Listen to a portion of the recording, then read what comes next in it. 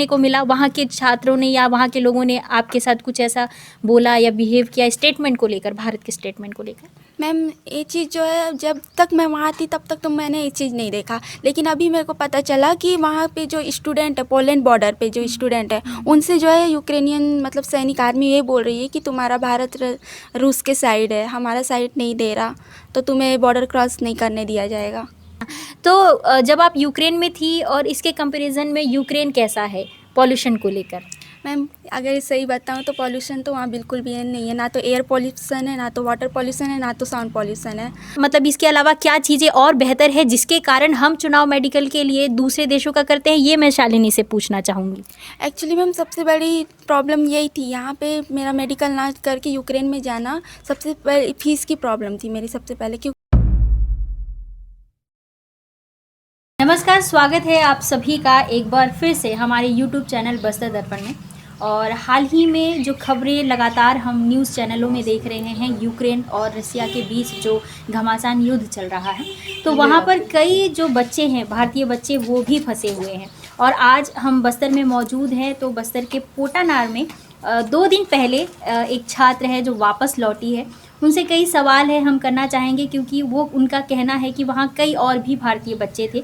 तो ये बस्तर की है और हमारे पोटानार क्षेत्र की है। तो उनके परिवार के साथ आज हम बैठे हैं कि उनके वापस लौटने का जो संभवतः है वो कैसे सफल रहा है और भारत का इसमें कितना तक उनका साथ रहा और कैसे वो यहाँ तक पहुँची है। तो स्वागत है शालिनी आपका बस्तर दर्पण के यूट्यूब चैनल में। तो आप 2 दिन पहले आई हैं, राइट? तो आपको कैसा महसूस हो रहा है पहली बार? मतलब इतने आप तो हमेशा आती हैं, है ना, लेकिन इस बार का आपका वापस आना आपको कैसा महसूस करवाता है? मैं तो हर बार आती हूँ, जैसे ही मेरा सेमेस्टर ख़त्म हो जाता है तो उसकी तुलना में अभी आना मेरे को ज़्यादा अच्छा लग रहा है।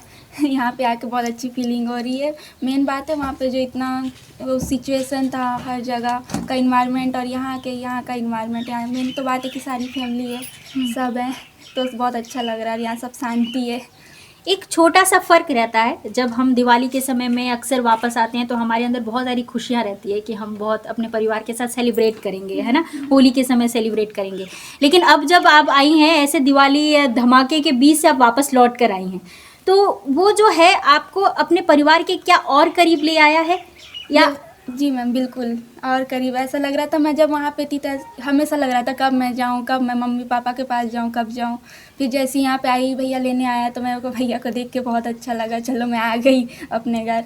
लेकिन अभी इतना ज़्यादा खुशी भी नहीं है, क्योंकि यूक्रेन में अभी भी बहुत सारे स्टूडेंट हैं, तो उनके लिए यही लगता है कि वो भी तो वहाँ फंसे हुए हैं। एक प्यारी सी मुस्कान, मात्र 21 साल की है शालिनी, और इस छोटी सी उम्र में उसने वो चीज़ देखा जो शायद उन्होंने बस्तर में नहीं देखा।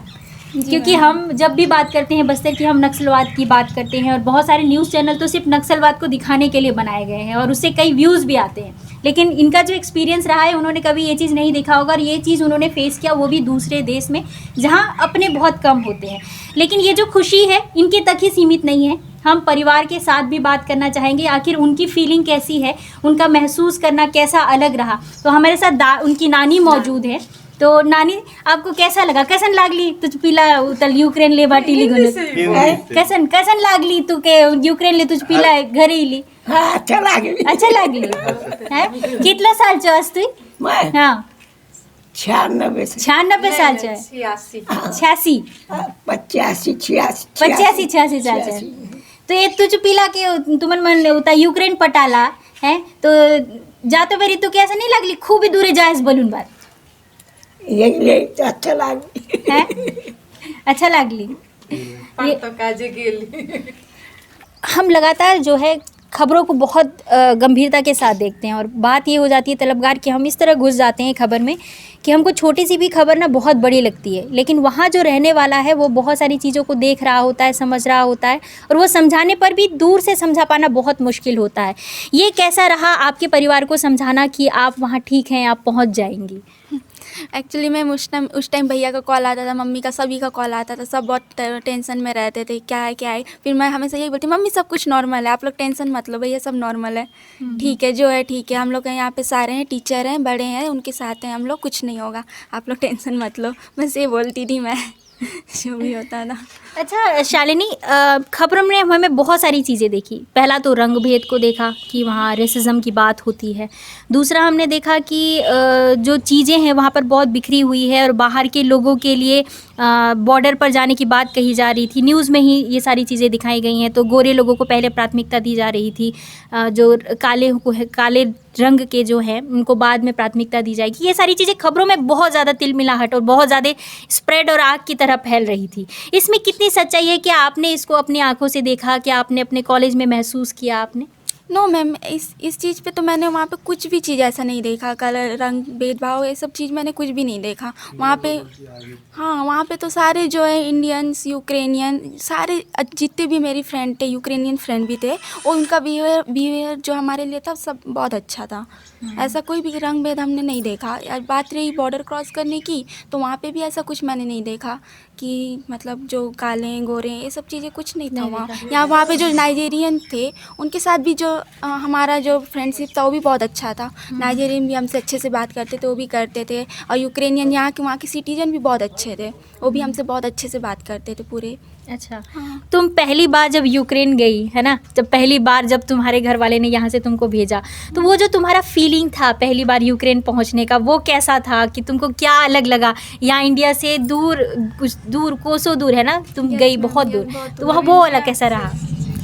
एक्चुअली मैम, जैसे ही मैं अहमदाबाद में सबसे पहले मैं गई थी, अहमदाबाद से मेरी फ़्लाइट थी, जो जैसे ही हम लोग इंडिया का बॉर्डर क्रॉस किए तो एक मतलब अलग सा ही फीलिंग था, एक अलग सा ही टेंशन था। ऐसा लग रहा था मैं अपना देश छोड़ के पता नहीं कहाँ जा रही हूँ। सबसे पहले तो वही उसी टाइम जब मैं फ़्लाइट में बैठी, मेरे आँख से आंसू आ रहा था कि इतने दूर मम्मी पापा हैं, इतना दूर मेरा भारत देश है, अब पता नहीं मैं भारत देश छोड़ के कहाँ जा रही हूँ, कब आऊँगी, कैसे रहूँगी, ये सबसे बड़ा चीज़ था। फिर जैसे ही मैं वहाँ पर उतरी तो फिर हमें हॉस्टल जाना था। फिर वहाँ का पूरा हाल इन्वायरमेंट ही कुछ अलग ही था, सब कुछ अलग था। यहाँ जब भी हम लोग इन्वायरमेंट की बात करते हैं तो पॉल्यूशन की बात करते हैं। हमारा पॉल्यूशन ग्राफ कुछ सिटी में बहुत ज़्यादा है और भारत का तो नंबर भी अब काफ़ी हद तक ऊपर आ चुका है ना। हम 2030 तक कम से कम कार्बन उत्सर्जन की बात कर रहे हैं। बहुत सारे तमाम हम ऑर्गेनाइजेशन से जुड़े हैं ताकि हम अपना पॉल्यूशन कम कर सकें, है ना। तो जब आप यूक्रेन में थी और इसके कंपैरिजन में यूक्रेन कैसा है पॉल्यूशन को लेकर? मैम, अगर सही बताऊँ तो पॉल्यूशन तो वहाँ बिल्कुल भी नहीं है। ना तो एयर पॉल्यूशन है, ना तो वाटर पॉल्यूशन है, ना तो साउंड पॉल्यूशन है। वहाँ पे कोई भी पॉल्यूशन नहीं है। ये चीज़ मुझे वहाँ पे बहुत अच्छा लगा था। अच्छा, वहाँ पे जो है वहाँ की रोड, सड़कें, हर चीज़ बहुत क्लीन थी। कुछ भी चीज़ ऐसा, वहाँ के सिटीजन इतने ज़्यादा जागरूक है ना कि उन लोग चलते हुए भी ऐसा कोई पॉलीथीन या कुछ भी चीज़ें ऐसे कहीं पे भी नहीं डालते। और जगह जगह रोड के हर एक किनारे डस्टबिन लगा होता था। सब जाके जो भी यूज़ करते थे डस्टबिन में बराबर डालते थे।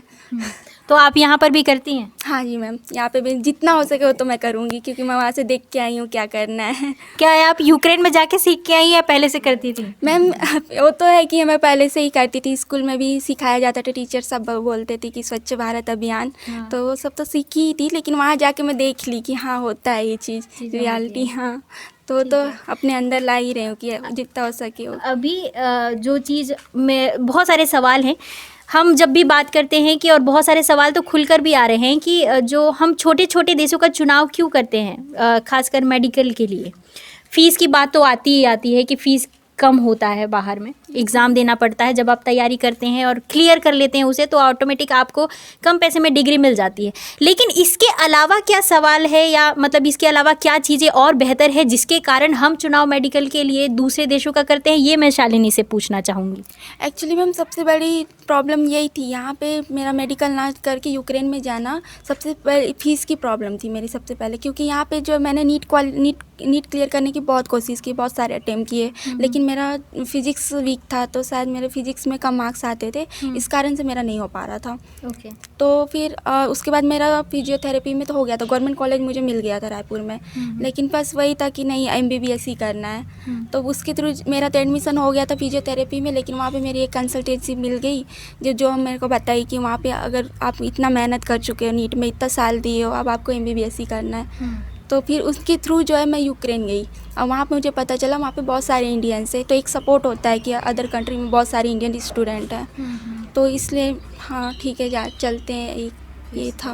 और फीस कम है और वहाँ का यही था बस। और वहाँ का इन्वायरमेंट मुझे पता चला कि गर्ल्स के लिए बहुत ज़्यादा सेफ है वो। अच्छा। यूक्रेन। शिवानी बता रही थी कि वहाँ पर जो है गर्ल्स सेफ्टी को लेकर बहुत अच्छे तरह से उनको टैकल किया जाता है। ट्रैफिक रूल्स के बारे में बता रही थी। जब मैंने इनसे पहली दफ़ा बात की कि उनको हटकर यही चीज़ें लगी। तो मैं जानना चाहूँगी शालिनी आपसे कि वो आप जो ट्रैफिक रूल्स की बात कर रही थी, गर्ल्स सेफ्टी को लेकर बात कर रही थी, वो कैसे भारत से अलग है? मैम जब मैं पहली बार गई तो वहाँ का ट्रैफिक रूल में मुझे बहुत अच्छा लगा। यहाँ पे क्या होता है कि ट्रैफिक तो है, हर जगह ट्रैफिक है, लेकिन यहाँ पे कोई किसी के लिए रुकता नहीं है, वेट नहीं करना चाहता। इतनी ज़्यादा फास्ट लाइफ है यहाँ पे। तो यहाँ पे जैसे कोई रोड क्रॉस कर रहा है तो कोई नहीं रुकता, बस हॉर्न वार्न दे के चले ही जाते। वहाँ हमने देखा था कि वहाँ पे ट्रैफिक रूल था, अगर हमको रोड क्रॉस करना होता है तो जो कार रुक जाती है और वहाँ के हम लोग को एक सिग्नल दिया जाता है। उन लोग खुद बोलते हैं हाथ से कि आप चाहिए क्रॉस कीजिए, चाहे उनको जितना भी लेट हो, लेकिन वो हम लोग को बराबर से सभी को क्रॉस करने देते। उसके बाद वो आगे जाता है गाड़ी, और उसके एक के पीछे एक गाड़ी ऐसे लगी होती है। और वहाँ पे ये कि हॉर्न नहीं दिया जाता, वहाँ पे हॉर्न देने की ज़रूरत ही नहीं होती गाड़ी इसीलिए में। आप वो कह रही थी कि वहाँ पे साउंड वाली नॉइस नहीं है। यस मैम, वहाँ पे कोई नॉइज़ पॉल्यूशन नहीं है।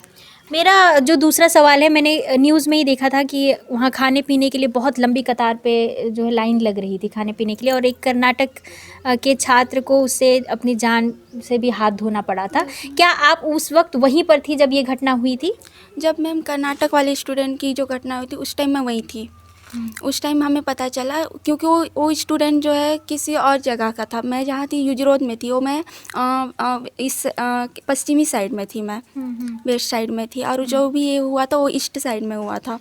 तो हम लोग को बस वही व्हाट्सएप में हम लोग को सब डिटेल्स में वही पता चल रहा था कि ये सब चीज़ें हो रही है करके यहाँ पे। क्या आप जब उस वक्त वो सारी घटना हो रही थी तब आपको उस समय न्यूज़ देख पा रही थे? आप वो क्या हो रहा है यूक्रेन में, ये सारी चीज़ें आप देख पा रहे यस थे? मैम, हम पूरा देख रहे थे। हमारा व्हाट्सएप ग्रुप बनाया गया था, वहाँ पे हमको सारे मैसेज आ रहे थे कि कहाँ क्या हो रहा है उस ग्रुप में। 10 किलोमीटर की रेंज में जो हुआ था। हाँ, वो सारी चीज़ें अब आ रही थी। मैं जहाँ यूज रोड में थी उसके जस्ट 10 किलोमीटर के रेंज में लेवी था, वहाँ तक कि यूक्रेन वहाँ तक से रशियन सेना पहुँच चुकी थी। अच्छा। उसके बाद फिर हमेशा मतलब साइलेंसर सारी चीज़ें बजते रहती थी। कभी भी हम लोग को डर लगते रहता था कहीं यहाँ पे ना पहुँच जाए। अच्छा, एक बात ना, हम बहुत देखते हैं कि हमारा जो भारत देश का है, रूस के साथ बहुत अच्छे संबंध रहे हैं। ठीक है, फिर हमने पूर्व की और देखो की नीति अपनाई, हमने अमेरिका के साथ भी बहुत सारी चीज़ें डील की है। लेकिन जब ये यूक्रेन में जब ये सारी चीज़ें हो रही थी तब भारत का जो स्टेप है वो यूक्रेन के साइड नहीं रहा। तो क्या इसका असर वहाँ के बच्चों पर, छात्र पर देखने को मिला? वहाँ के छात्रों ने या वहाँ के लोगों ने आपके साथ कुछ ऐसा बोला या बिहेव किया स्टेटमेंट को लेकर, भारत के स्टेटमेंट को लेकर? मैम ये चीज़ जो है, जब तक मैं वहाँ थी तब तक तो मैंने ये चीज़ नहीं देखा, लेकिन अभी मेरे को पता चला कि वहाँ पे जो स्टूडेंट है, पोलैंड बॉर्डर पे जो स्टूडेंट है, उनसे जो है यूक्रेनियन मतलब सैनिक आर्मी ये बोल रही है कि तुम्हारा भारत रूस के साइड है, हमारा साइड नहीं दे रहा, तो तुम्हें बॉर्डर क्रॉस नहीं करने दिया जाएगा।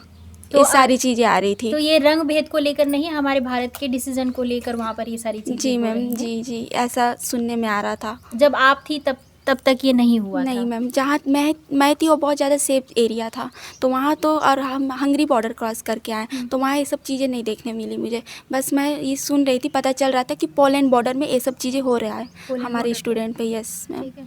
आपको क्या लगता है कि ये सारी चीज़ें हो जाने के बाद, आपका तो ईयर बाकी है, कैसा भारत और यूक्रेन का संबंध रहेगा आगे? इस चीज़ को लेकर डिप्लोमेसी हो सकती है आपके या स्टूडेंट पर इसका फ़र्क दिख सकता है? यस मैम, ये तो बहुत बड़ी बात है कि हम लोग को यही टेंशन हो रहा है अभी। मैं सबसे पहला टेंशन ये है कि वहाँ जो भी स्टूडेंट हो सारे सेफ आ जाएँ, तो बहुत अच्छी बात है। और दूसरा तो यही है कि अगर वैसा वार के सिचुएशन में हमारी यूनिवर्सिटी का क्या होगा आगे, और इसमें हमारा आगे कैरियर क्या होगा, क्योंकि हमारी यूनिवर्सिटी तो यूक्रेन में है। अगर ऐसा वार का कोई सिचुएशन होता है तो क्या होगा यूनिवर्सिटी का, और उससे हमारा पूरा कैरियर जुड़ा है। सेकंड 2 साल हम वहाँ रह के इतना मेहनत की हूँ मैं, मेरे पेरेंट्स का इतना पैसा वहाँ पे लग चुका है। अगर कॉलेज यूनिवर्सिटी नहीं रहती है तो क्या होगा हमारे कैरियर का, इस चीज़ का टेंशन है। ये डिप्लोमेसी की बात होती है जब भी हम अखबारों में जब रिलेशन को लेकर बात करते हैं, हमारे दूसरे देशों के साथ कैसे संबंध हैं, हम किन देशों से हथियार ले रहे हैं, हम किन देशों से लड़ रहे हैं, हम किन देशों के साथ खड़े हैं, और हमारे भारतीय किन के साथ जाकर काम करते हैं। हमको ये भी पता है कि आधे से ज़्यादा जो इंडियंस हैं वो हर कहीं ना कहीं कुछ ना कुछ काम कर रहे हैं। लास्ट टू लास्ट जब मज़दूरों की बात आई थी, लोगों ने बहुत सारी योजनाएँ भी भारत ने चलाई थी और मज़दूरों को वापस लेकर आई थी। तो इसमें भी पता चलता है कि यहाँ की जो लोग हैं भारत के कितने हार्ड वर्किंग है, जो बाहर जाकर भी काम करते हैं, लेकिन इसका सीधा असर तब होता है जब मुश्किल वक्त पर हम किसके साथ खड़े हैं, ये डिसीजन उनके लिए कितना भारी पड़ता है।